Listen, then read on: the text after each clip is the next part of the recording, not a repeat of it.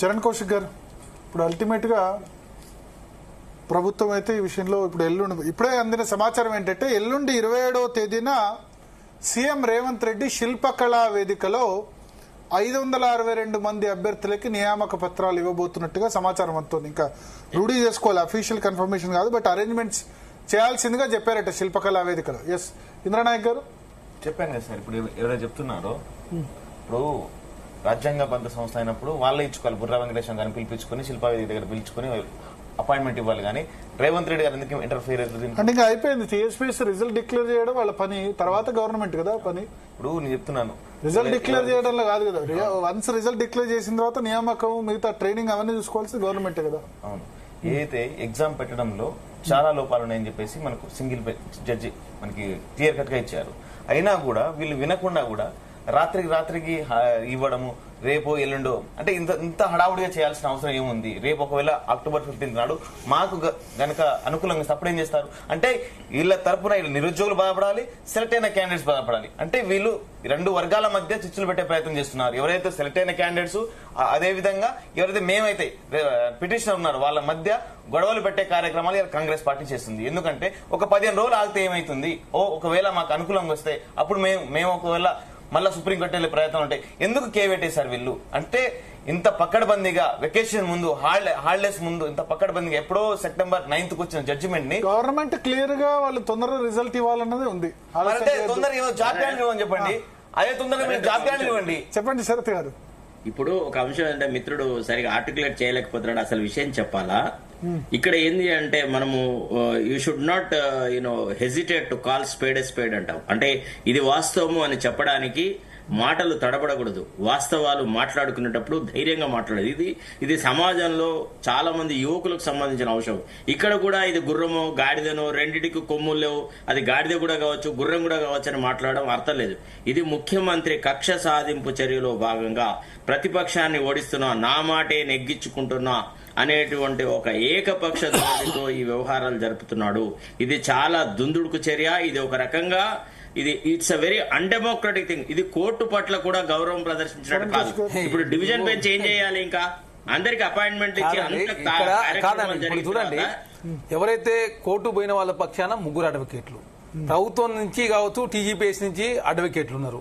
తర్వాత ఎవరైతే సెలెక్ట్ అయిన క్యాండిడేట్ తరఫున ముగ్గురు అడ్వకేట్లు ఉన్నారు. ఏదో కాంగ్రెస్ పార్టీ ఏదో ఏకపక్షంగా ప్రభుత్వం ఏదో నిర్ణయం తీసుకుని అడ్వకేట్లు పెట్టుకోకుండా ఆర్గ్యుమెంట్ జరిగినాయి ఏమన్నా? కాబట్టి అనవసరంగా మీరు శరత్ గారు నిన్న హైకోర్టులో ఉన్నారు, మీరు పోవాలగా, మీకు నిజమే నిధుల మీద ప్రేమ ఉంటే మీరు పోకుండా ఒకటినే ఇటు కేటీఆర్ గారిని ఒకసారి ప్రభుత్వాన్ని ఇంకోటి ఇచ్చే ప్రయత్నం చేస్తున్నారు. నాకు అర్థంగా కడతా మీరు ఒక న్యాయవాది, మీరు అనవసరంగా రెచ్చగొట్టే ప్రశ్న. దయచేసి కోర్టులో ఉన్న వివాదాన్ని పెద్ద చేసే ప్రయత్నం మీరు చేస్తా ఉన్నారు. అంటే ప్రభుత్వం ఏం చేసి మీరు చెప్పండి? ఎవరైతే నిర్దోష పక్షాన ముగ్గురు అడ్వకేట్ ఉన్నారు, ఎవరైతే సెలెక్ట్ అయిన క్యాండిడేట్ పక్షాన ముగ్గురు అడ్వకేట్ ఉన్నారు, అదే టీజీపీఎస్ పక్షాన ఇద్దరు ఉన్నారు. అరే మీరు ఒట్టినే ఏది పడుతుంది మాట్లాడి బడగాజి మీద వేసే ప్రయత్నం చేస్తే ఎట్లా? నాకు అర్థంగా మీకు అంత ప్రేమ నీతోల మీద మీరు నేను ఎందుకు పోలే? మీరు ఆర్గ్యుమెంట్ చేయాలిగా, మరి మీరు సిద్ధశుద్ధితో ఆర్గ్యుమెంట్ చేయాలి. మరి మీరు ఏది చేయకూడదు అనవసరంగా పంచాయతీ పెట్టే ప్రయత్నం. నాకు 10వ తారీఖు వరకు ఇప్పుడైనా పోండి. మరి 10వ తారీఖు వరకు సార్ నేను అడ్వకేట్ కాదు. ఆగండి, మీరు చాలా మాట్లాడారు. మీరు ఒక్కరే తెలియలేదు, మాకు కూడా మేము డాక్టరేట్ చదువుకున్నాం. కామన్ సెన్స్ తో ఆలోచించాలి. మీరు అడ్వకేట్, నాకు అర్థం కాదు. ఏమన్నా అర్థం ఉందా మీరు మాట్లాడే మాటలల్లా? అనవసరంగా పంచాయతీ పెడతారు అందరికి. మీరు అర్థం లేని మాట్లాడతారంటే మీరు అడ్వకేట్ మాట్లాడతారు. కూల్గానే ఉన్నా నేను డాక్టర్, మేము చదువుకున్న వాళ్ళం, మేము కామన్ సెన్స్ తో ఆలోచిస్తాం. మీరు అడ్వకేట్ కావచ్చు కాక మీరు ఇక్కడ కామన్ సెన్స్ తో ఆలోచించినప్పుడు ముగ్గురు అడ్వకేట్లు నిర్దోల పక్షాన ఉన్నారు, అన్యాయం జరిగిందని చెప్పేసి ఆ సెలక్షన్ క్యాండిడేట్ తరఫున ముగ్గురు ఉన్నారు, టీజీపీఎస్ నుంచి ఇద్దరు అడ్వకేట్లు ఉన్నారు. ఏకపక్షంగా ఏదో రేవంత్ రెడ్డి ఏదో చేసుకుని చెప్పి శరత్ గారు మాట్లాడితే ఉన్నా అర్థం ఉందా మీరు మాట్లాడేది? మా ప్రమేయం మీరు చెప్పండి, మీరు అడ్వకేటేగా, మరి మీరు ఎందుకు పోలే? మీరు నేను పోవాలి. అదే కాకుండా అక్టోబర్ 10వ తారీఖు వరకు అవకాశం ఇచ్చారు. వీళ్ళకి సంబంధించినటువంటి ఏమైనా ఉంటే సబ్మిట్ చేయమని చెప్పారు. 15వ తారీఖు నాడు అక్టోబర్ 15వ తారీఖు నాడు దాని మీద ఆర్గ్యుమెంట్ జరుగుతాయని చెప్పి చాలా స్పష్టంగా హైకోర్టు ప్రకటించింది కదా. మరి కోర్టు తీర్పులో కూడా మీరు గౌరవించకూడదు, ప్రభుత్వాన్ని బడగాల్సి మీద వేసే ప్రయత్నం చేస్తే ఎట్లా? మాకేమైనా సంబంధం? మీరు చెప్పండి. నిరుద్యోగులకు ఉద్యోగాలు ఇవ్వాలని ఏకైక లక్ష్యం ప్రభుత్వం ముందుకు పోతా ఉంది. జాబ్ క్యాలెండర్ ప్రకటించాలంటే ఖచ్చితంగా గ్రూప్ 1, గ్రూప్ 2, గ్రూప్ 3, గ్రూప్ 4 అయిపోయిన తర్వాత మాత్రం జాబ్ క్యాలెండర్ ప్రకటించి దాని పక్కన ఇంప్లిమెంట్ చేయాలని ఏకైక లక్ష్యం ముందుకు పోతా ఉన్నారు తప్ప ఇక్కడ అనవసరంగా రాజకీయ ప్రమేయం లేదని చాలా Sir, this is not a political debate, I guess. This is not a political debate. This is all about group and మీరు aspirants. This is not about a political debate. రాజకీయాలు మొదలుపెట్టింది కాంగ్రెస్ పార్టీ. రాజకీయాలు మొదలుపెట్టింది 2022లో బల్మూరి వెంకట గారితో కేసులు ఇప్పించింది ఎవరు? కాంగ్రెస్ పార్టీ కాదా? Congress party కాదా? 2022లో కాంగ్రెస్ పార్టీ బల్మూరి వెంకట నిరోధించినప్పుడు ఎందుకు పోయారు? మహాభారతంలో కుక్కనే ప్రశ్నిస్తుందండి అర్జున్ మునిమనవాడిని మీరు ప్రశ్నించారు. తెలంగాణ రాష్ట్రంలో కాంగ్రెస్ ధర్నా చౌక్ను ప్రారంభించి ధర్నా చేసుకోని చెప్పేసి ఇందిరాబాద్ బట్ట కాల్చి మీ దేశం ఉంటుంది. మీ చేతులు మా చేతులు ఉంటుందా? ఇక్కడ ఏముంది? సెలెక్ట్ అయిన క్యాండిడేట్లు ఉన్నారు, కోర్టు తీర్పులు ఉన్నాయి. అదే కాకుండా అక్టోబర్ 10వ తారీఖు మీకు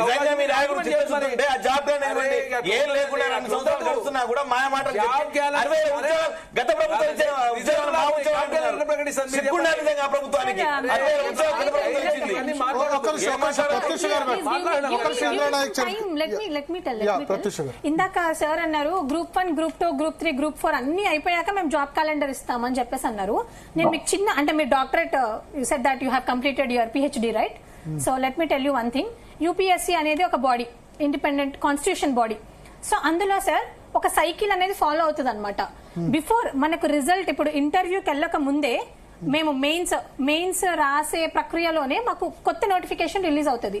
అంటే మీరు మేము కోర్టు చుట్టూ తిరుగుతూ ఉండాలంటే ఒక సైకిల్ అనేది ఉండదు. ఒక 4 years మేము కోర్టు చుట్టూ తిరిగాక మొత్తం అంత ప్రొసీజర్ అంతా కంప్లీట్ అయ్యాక అప్పుడు మేము మళ్ళీ కొత్త నోటిఫికేషన్ కోసం వెయిట్ చేయాలి. అంటే ఇందులో ఎంత టైం వేస్ట్ అవుతుంది మాకు? మీరు చెప్పండి sir. You please tell me. మీరు అంటే గ్రూప్ 1, గ్రూప్ 2, గ్రూప్ 3, గ్రూప్ 4 ఆలోచన లేదు. 29 తీసుకొచ్చింది వాళ్ళే. ఎందుకు తీసుకొచ్చారు అర్థం లేదు. రేవంత్ రెడ్డి గారు ఒక మాట అన్నారు రీసెంట్ గానే మాకు ప్రభుత్వం పేపర్ లీక్ జరగకుండా ఎట్లా రద్దు చేస్తామని చెప్పి హైకోర్టు ప్రశ్నించింది కదా. రేవంత్ రెడ్డి గారు చాలా ప్రభుత్వానికి సపోర్ట్ చేస్తున్నారని రేవంత్ రెడ్డి గారు బహిరంగంగా చెప్పారు. రేవంత్ రెడ్డి గారే చెప్పారు.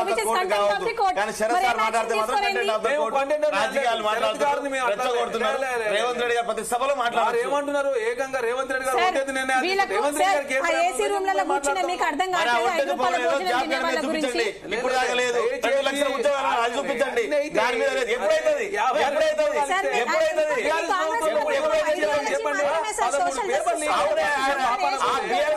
పాపం చేసిందనే పొందబెట్టినారు.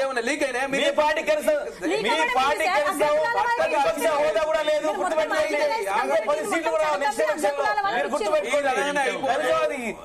మీరు అయినా అయిపోతుంది.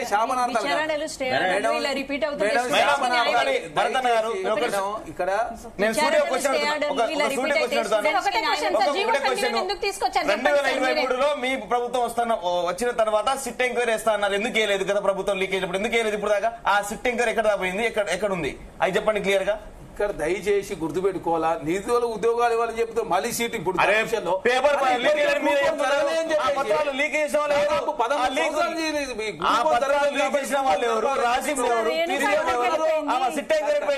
మీరేమంటున్నారు? ఎమ్మడి అడావిడ్ల పేపర్ అడావిడ్ ఎప్పుడు ఎగ్జామ్ అయింది? పోయిన సంవత్సరం అక్టోబర్ ఎగ్జామ్ అయితే మొన్న సంబంధించినటువంటి చాలా టైం తీసుకున్నారు.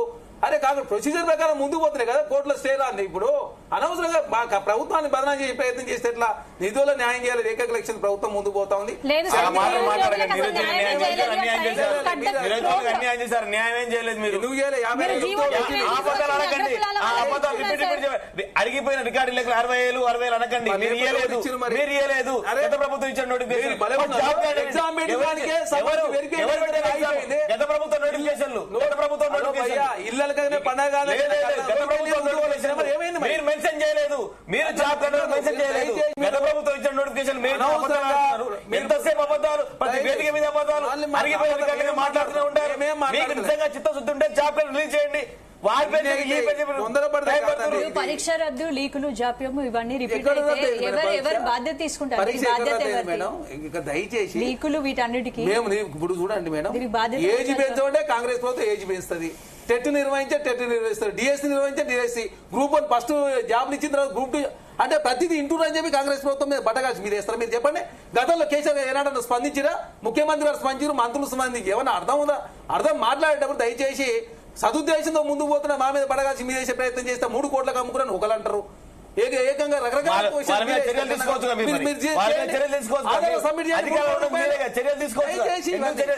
3 కోట్ల పెట్టారు, ప్రతిదాని మీద అలిగేషనే కాబట్టి ఆధారాలు లేకుండా అనవసరంగా ప్రభుత్వాన్ని ఎవరినైనా మీరు జీవో 29 ఎందుకు తీసుకొచ్చారు చెప్పండి. మేమైనా తీసుకొస్తాం మేడం, వాళ్ళు ఏం చేయాలి? విద్యార్థుల న్యాయమైన పనులు మాత్రమే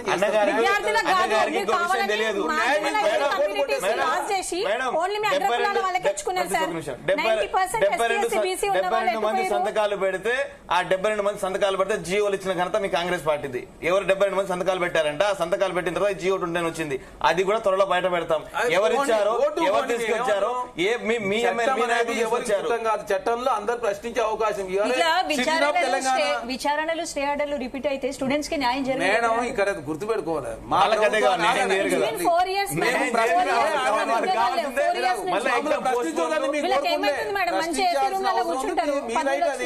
ప్రభుత్వం ఏ విధంగా ముందు పోవాలని చెప్పి ప్రభుత్వం చూసుకుంటే మీకు ప్రశ్నించే అధికారం ఉంది, కోర్టుకు పోయే అధికారం ఉంది, ప్రశ్నించే అధికారం కాబట్టి కనీసం ప్రశ్నించే అవకాశం ఉందండి. నాకు అర్థం కాదు, మేము కోర్టు పోదని చెప్పినావా లేకపోతే ప్రశ్నించదని చెప్పినావా, ధర్నా చేసుకోవద్దని చెప్పినావా? దయచేసి సదుద్దేశంతో ఉద్యోగాలు ఇవ్వాలని ప్రభుత్వం ముందు పోతా ఉంది. ప్రతిదాన్ని రాజకీయం చేస్తే ఉద్యోగాలు ఇవ్వలేము. కాబట్టి ఇక్కడ పేపర్ లీక్ జరగలేదు, పైసలకు అమ్ముకుని చెప్పి ప్రధానం చేసే ప్రయత్నం. అరే ఉద్యోగాలు ఇవ్వాలని చెప్పి ప్రభుత్వం భావిస్తే పైసలు. ప్రసన్న హరికృష్ణ గారు రేజ్ చేయాలనుకుంటారు, చెప్పండి ప్రసన్న హరికృష్ణ గారు.